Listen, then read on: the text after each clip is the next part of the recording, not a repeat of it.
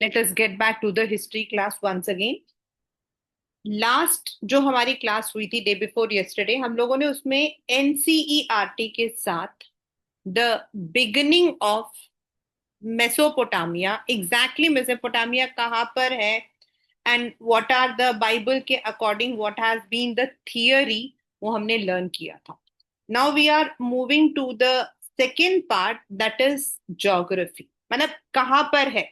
इससे क्वेश्चंस आपके basically you may get a backdrop या फिर वन मार्कर क्वेश्चन कि मेसोपोटामिया बेसिकली कब एग्रीकल्चर हुआ था, वहां पर एग्रीकल्चर के साथ वहां पर और कौन कौन से अदर एक्टिविटीज थी.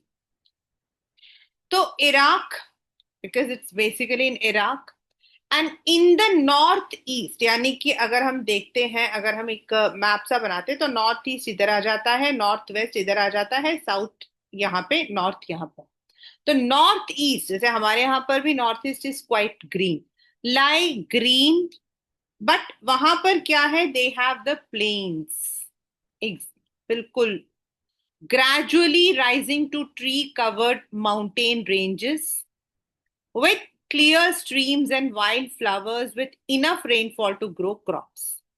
यानी कि वेदर कंडीशन वहां बहुत सूटेबल है, प्लेन भी है, माउंटेन भी है. जैसा आप कह सकते हो, अगर हम कश्मीर को थोड़ा सा एनविसेज करते हैं, प्लेन फिर आपके पहाड़ वैसे. Agriculture began between 7 to 6,000 BCE in the north. ये आपका बहुत बहुत बहुत बहुत इंपॉर्टेंट है, स्टेपी के ऊपर पेपर में क्वेश्चन आता है. There is a stretch of upland called steppe where animal herding offer better sorry people a better livelihood than agriculture. हमारे यहाँ पर भी अगर हम लोग देखते हैं ना, ऊपर जो आपका जम्मू कश्मीर है वहां पर आपके, then if you come down Himachal आपके कुमाऊं रीजन, देन डाउन आपका राजस्थान बेदोइन्स, तो अलग अलग तरीके के we are having the nomads जिनका बेसिक है एनिमल हर्डिंग, यानी कि एनिमल्स को चराना. After the winter rains, sheep and goat feed on grasses and low shrub that grow here. To the east, north east तो आपका एक्सट्रैक्ट यहाँ हो गया, ईस्ट आपका ये वाला एरिया हो गया. ट्रिब्यूटरीज ऑफ द टिग्रीज, क्योंकि मेसोपोटामिया बीच में है, तो उसके जो रिवर के जो ट्रिब्यूटरीज है, ब्रांचेस है, they provide route of communication into mountains of Iran. उनके थ्रू लोग आन, यानी कि ट्रेड के लिए इजी रहता, बिजनेस के लिए इजी रहता. And to the south is a desert and this is where the first cities and writing emerged, जिसको हम बेबीलोनिया भी बोलते हैं. This desert could support cities. Normally desert कभी सपोर्ट नहीं करता है सिटीज को, जहां पर भी पानी होता है वहां आपका सपोर्ट होता है, लेकिन इसने क्यों किया था, because the river Euphrates and tigris which rise in the northern carry loads of silt, that is जो फाइन मड होता है.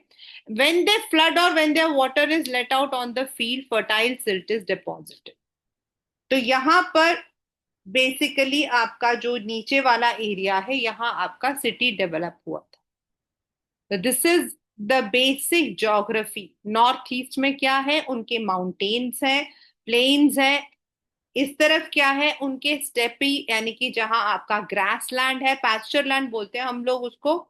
उसके बाद सदर्न साइड में आपका जो है डेजर्ट है और आपका दूसरी तरफ mountain. So this is how Mesopotamia has been formed.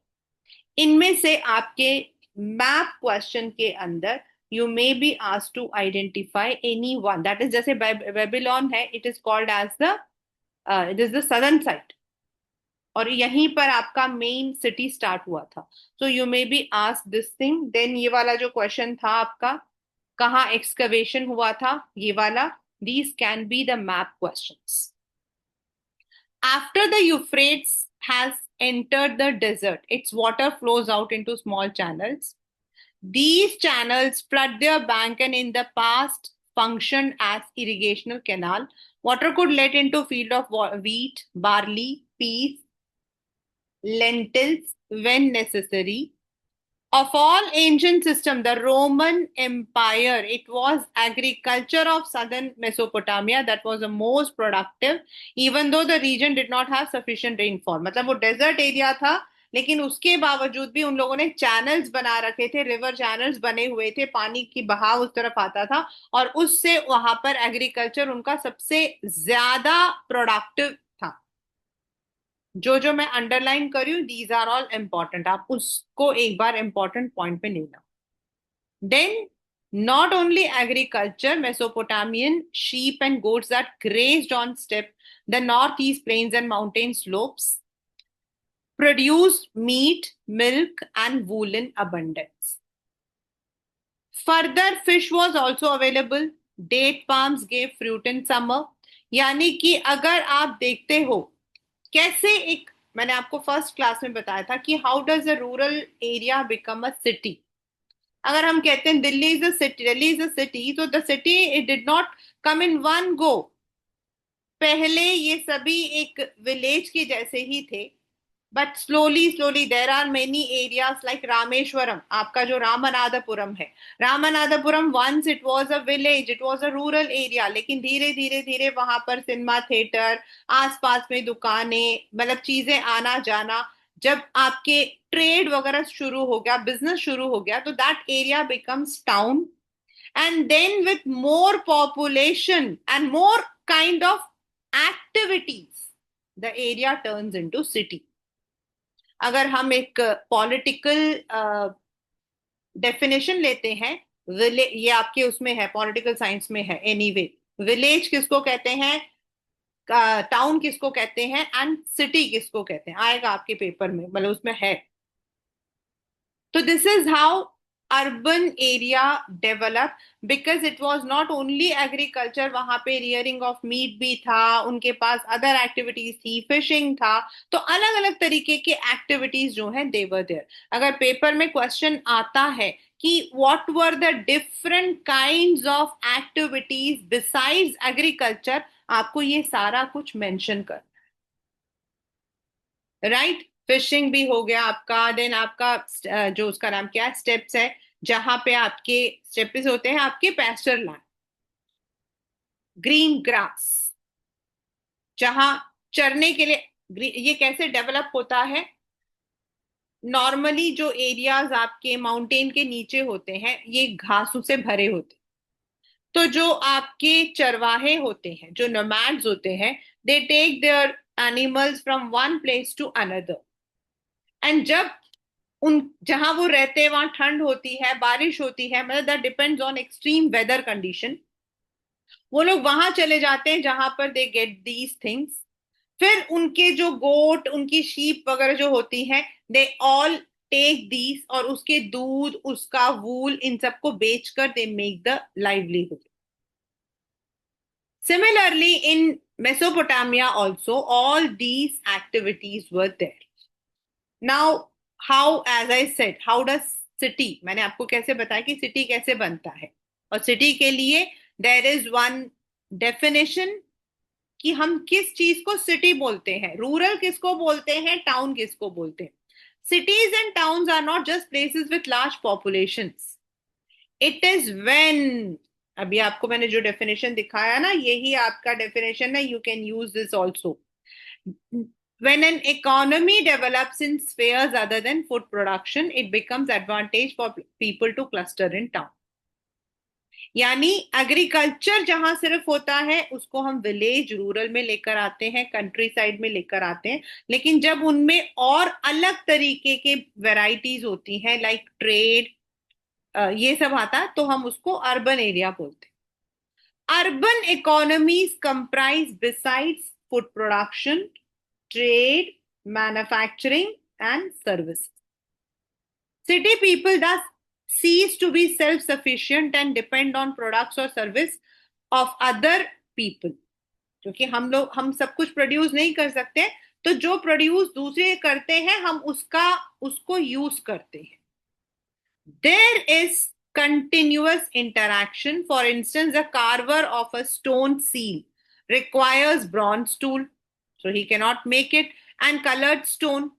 which he does not know where to get. His specialization is fine carving, not trading. The bronze tool maker does not himself go to get the metal, copper, and tin. He needs regular supply of charcoal for fuel.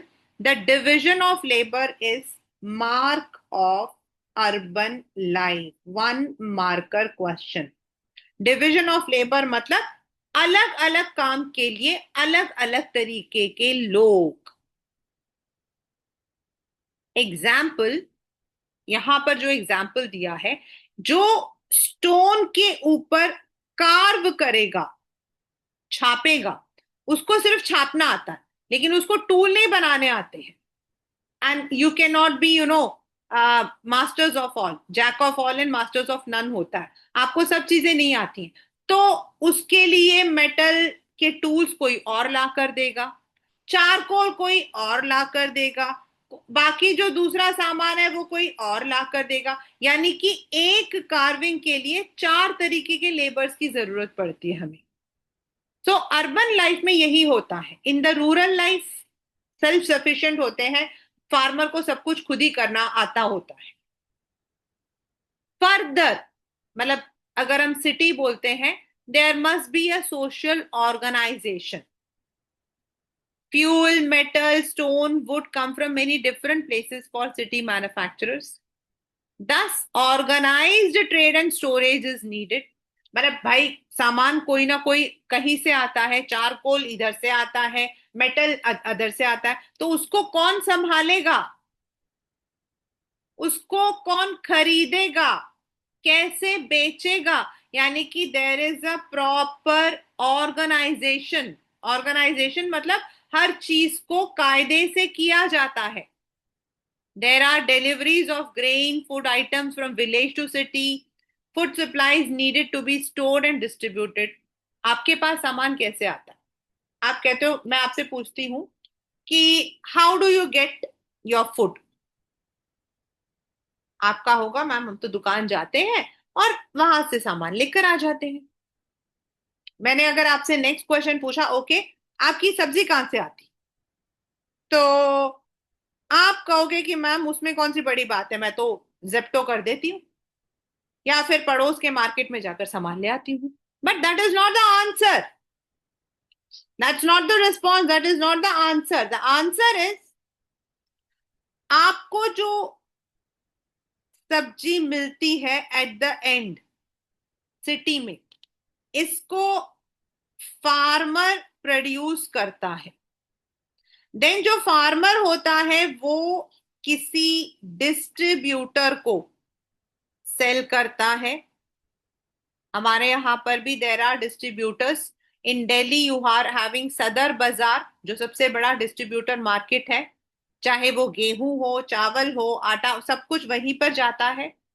And then ये जो सामान होता है इसको ये लोग store करते हैं.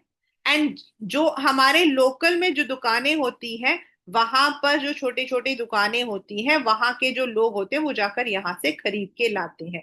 एंड अल्टीमेटली हम यहां से खरीद. So this is a big what we call as supply chain. हम इसको क्या बोलते हैं? Supply chain. सप्लाई होने का जो पूरा चेन है, और इन सब में बहुत सारे लोग लगते हैं. So many different activities are coordinated. यानी जैसे उस जमाने में वो लोग एग्रीकल्चर या स्टोन कार्विंग करते थे, सो बहुत सारी उससे जुड़ी ही हुई एक्टिविटीज होती थी. In such a system, some people give command, others obey. Urban economies often require keeping of written records. और जब इतना सारा कुछ होता है, मतलब फार्मर डिस्ट्रीब्यूटर को सेल कर रहा है, डिस्ट्रीब्यूटर फर्दर छोटे छोटे दुकानों को सेल कर रहा है, दुकान वाले हमें सेल कर रहे हैं, तो भाई इन सब का हिसाब किताब भी तो रखना पड़ेगा. And for that we need the return records. यानी कि why do we need return records? To keep up the sorry, why do we need documents? Because we need records of our activity.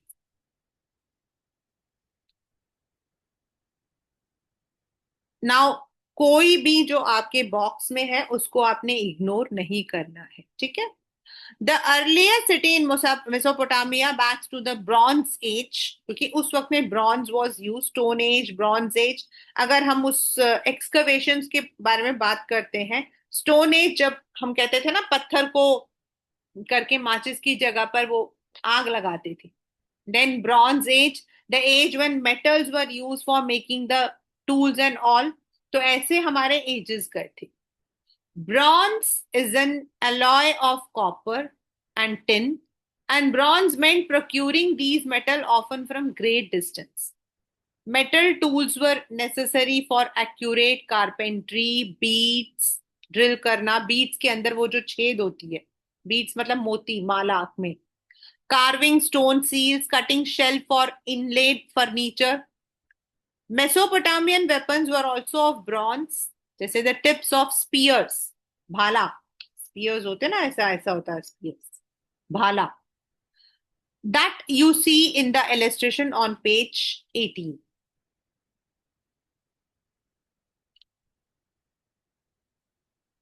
This is a stone carvation, एक औरत का है ये, and this is in woman, this is in Uruk. The eyes and eyebrows would probably have taken lapis, lazuli, and shell and bitumen. Bitumen हम कोल को बोलते हैं. And respectively, there is a groove along the top of head. आप यहाँ पे देखो. Perhaps for an ornament, maybe उसको वहां पे कुछ पहनती थी. This is a world famous piece of sculpture admired for delicate modeling of women's mouth, chin, and cheeks. And it was modeled in a hard stone that would have been imported from a distance. मतलब अगर हम इसको देखते हैं तो हमें पता लगता है कि ये पास में से नहीं, दूर से कहीं आया था. सो दिस टेल्स इवन उस वक्त में मेसोपोटामिया में before Christ, import export, city life, accounts, जिसको आज हम लोग वो अपनी भाषा में, बड़ी बड़ी भाषा में बोलते हैं ना, कॉमर्स, ट्रेड, ये चीजें तब भी वहां पर थी. है ना, बहुत ही interesting as well as very intriguing. मतलब हम तो सोच भी नहीं सकते हैं, क्योंकि जब हमसे बोला जाता है स्टोन एज तो हमारे दिमाग में आता है लोग जब आधे कपड़े पहनकर एक जगह से दूसरी जगह पैदल चलते थे. लेकिन अगर हम इसको पढ़ते हैं तो हमें पता लगता है they were advance than us. Now ये गुड्स सिटीज में कैसे आती थी? जैसे मैंने आपको बताया कि most of the earlier civilizations were on water transport, but evidences are there कि जो आपका व्हील था उसको भी उन लोगों ने जो है उस वक्त में इन्वेंट कर दिया था. जो आपके व्हील्स हैं उनको भी उन्होंने इन्वेंट कर दिया था, which helped them to move the goods easily. However rich the food resources of Mesopotamia, its mineral resources were few.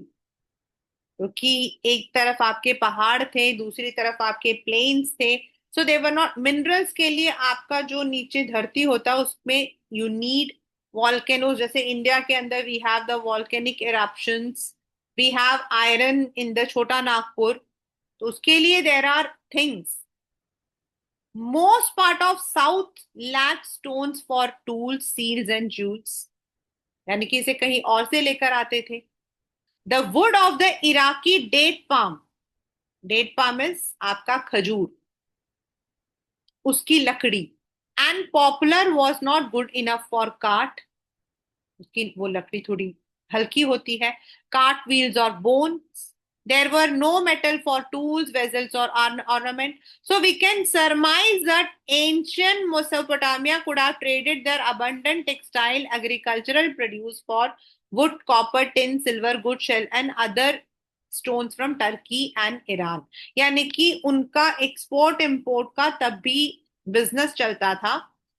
इनके पास एग्रीकल्चर बहुत अच्छा था. सो एग्रीकल्चर के जो प्रोडक्शंस होते थे उसके बदले में ये लोग दूसरे देशों से, that is from Turkey and Iran end of course across the gulf, मतलब ये अंदाजा लगाया जा रहा है कि इन तीनों जगहों से ये बाकी जो सामान है, would, copper, tin, silver, gold, ये वो लोग जो है लेकर आते थे, यानी कि trading was there, business was there. These latter regions had mineral resources। अभी भी आपको पता है Iran, gulf are all minerals के लिए, अपने पेट्रोलियम प्रोडक्ट के लिए they are very famous. But much less scope for agriculture, लेकिन यहाँ पर पानी की प्रॉब्लम है तो एग्रीकल्चर कम है। सो वो जो उनके पास एग्रीकल्चर था, इनके पास मिनरल्स था। So there was a kind of barter system, but that was not a barter exactly, that was a trade. Regular exchanges possible only when there was a social organization. To equip foreign expedition, direct the exchanges were initiated by people of southern Mesopotamia. Besides craft,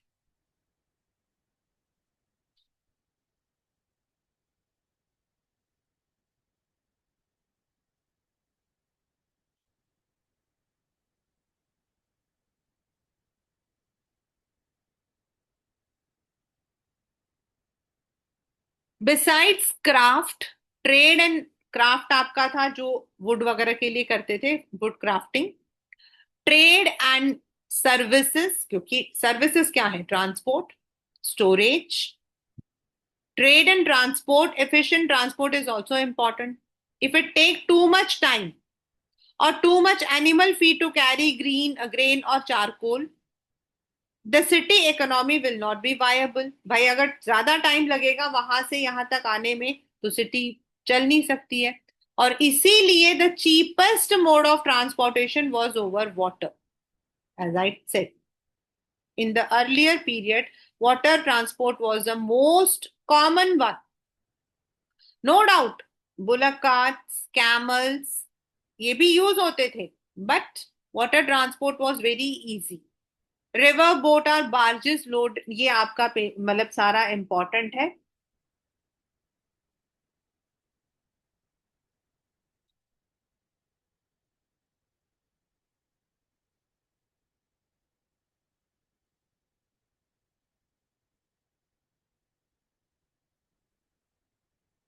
are propelled by current of the river, but when animal transport goods they need to be fed।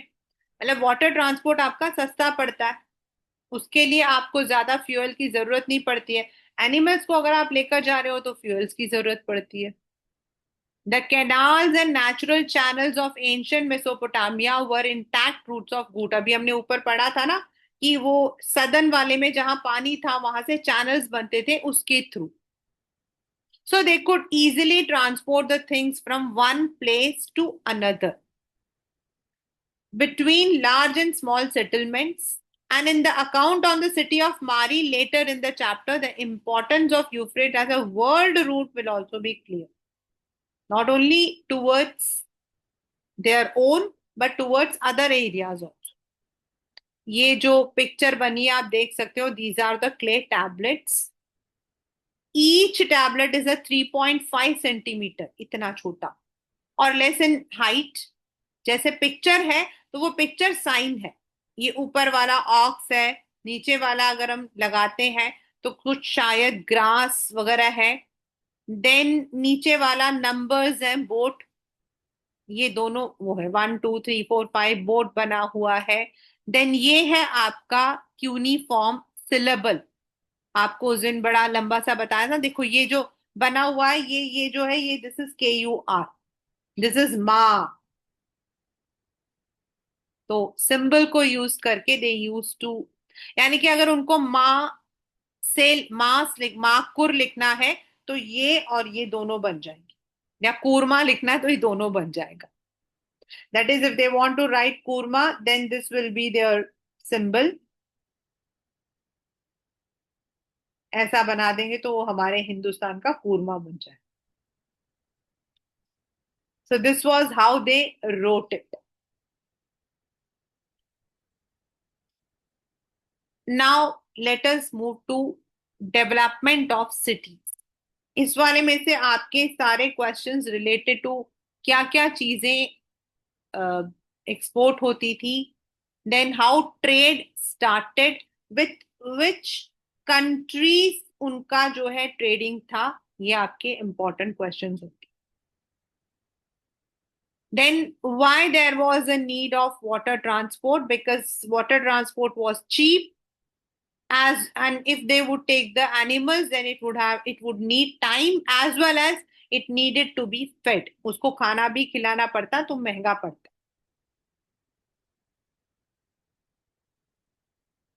All societies have language in which certain spoken sounds convey certain meanings. हमारे भी अगर आप starting के पढ़ते हो, अगर हिंदी का लेकर चलते हो,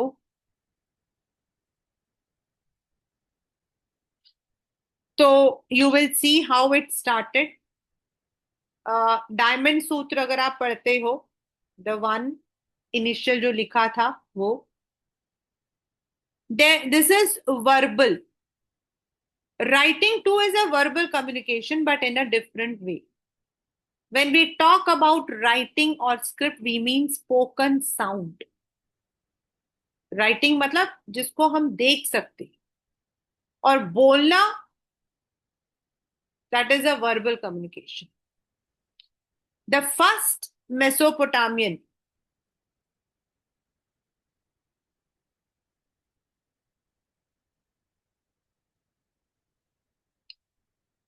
were written around 3200 BCE, जिसमें sign and numbers थे, and there are about 5000 list, oxen, fish, bread, loaves, list of goods that were brought into, distributed from the temples of Uruk. Clearly, writing began when society needed to keep recordings. Natural है. Writing की जरूरत कब पड़ी होगी? जब उनके पास चीजें ज्यादा हो गई, उनको संभाल के रखना था, उन्हें कहीं लिख कर रखना था. So they needed the writing. Because in the city life, transactions occurred in different times, involved many people. उनको एक चीज को बनाने के लिए कई चीजों की जरूरत पड़ती थी. Mesopotamians wrote on tablets of clay. A scribe, scribe कौन होता है? A person who copies, जो चीजों को कॉपी करता.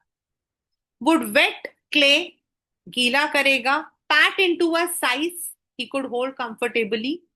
Then he would carefully smoothen its surfaces. उसके surfaces को वो स्मूथ, मतलब कि स्मूथ करता था. And then with the sharp end of a reed cut, लकड़ी, he would press wedge shaped, यानी कि वो साइन को उसमें इम्प्रेस करता था, यानी कि गीली मिट्टी के ऊपर साइन को बनाना. गीली मिट्टी लिया, उसको दबाया, और उसके ऊपर जो भी साइन बनाने हैं वो उसने उसको जो है एक रीड यानी कि जो लकड़ी होती है उससे बनाया, और उसको सुखाने के लिए छोड़ दिया. वो हम भी करते हैं, बड़ी सारी चीजों में करते हैं. हम तो शैतानियों में भी करते थे, मिट्टी में करते थे. तो वो आपका जो है, एंड लेटर ऑन जब टेक्निक ज्यादा हुए, तो इसी मिट्टी को लोग जो है आग में डाल देते थे, एंड आपका स्टार्ट हुआ था ब्रिक मेकिंग. अगर आप कलर्स को देखोगे ना, in some of the areas they are of the clay, जो है आपकी मिट्टी के कलर के हैं, and in some areas it is in the reddish brick layered है, because they were put into the furnace. तो उस तरीके से उसको जो है वो बनाते थे. और वो जो ये बनाता था, जो ये मतलब उसमें इम्प्रिंट करता था, that became the cuneiform. That's a cuneiform. Once dried in the sun, the clay would harden, tablets would be almost as indestructible as pottery. मतलब वो टूटते नहीं थे. When a written record say the delivery of pieces of metal had ceased to be relevant, the tablets was thrown away. हम तो अपने return records को रखते हैं, लेकिन अगर उनके, वो लोग क्या करते थे, जैसे जैसे उनका काम हो जाता था, वो जो उन्होंने रखे होते, अब मान लो कि उनके पास समझ लो 100 मतलब कि सामान है, और उनको उसको रिकॉर्ड करना, तो क्या करेंगे? अब हम तो 1 2 3 4 5 6 7 8 स्टॉक करेंगे, अपने कहीं पर लिखेंगे कि भाई कपड़े इतने हैं, हम लिख देंगे।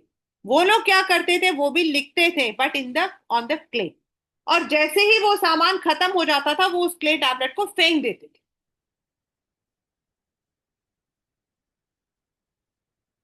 Once the surface dried, signs could not be pressed onto tablet.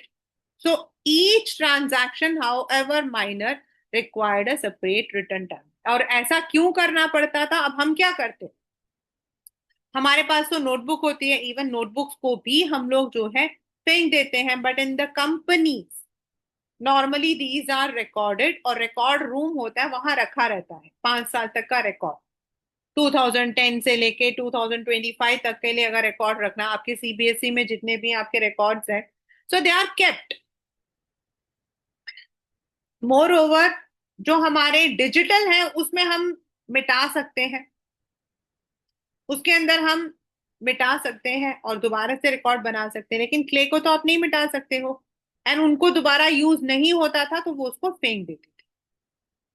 This is why tablets occur by hundreds at Mesopotamian site.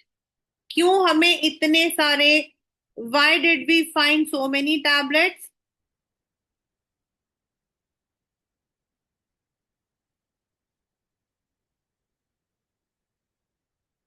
Because number of tablets were made, and once they were used they were thrown away, and it is because of this wealth of sources we know so much more about Mesopotamia, और इसी tablets की वजह से ही हमें Mesopotamia के बारे में बहुत सारा कुछ पता भी लग जाता।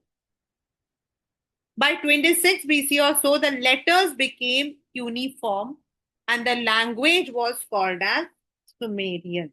Very, very important. Writing was not only used for keeping record but for making dictionary, giving legal validity to land transfer, narrating the deeds of king, announcing change a king has made. मतलब हर तरीके का जो भी वहां पर काम होता था, सबके लिए रिकॉर्डिंग होने लग गई। एंड उस लैंग्वेज को जिसमें वो उसको रिकॉर्ड करते थे, उसको बोलते थे Sumerian language.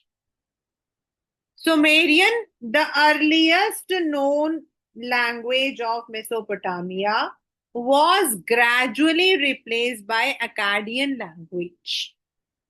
Cuneiform writing in the Akkadian continued in use until 1st century, that is more than 2000 years. ये आपका 1 मार्क का क्वेश्चन है, ठीक है। The next system of writing, literacy, uses of writing, this we will be discussing in the next session.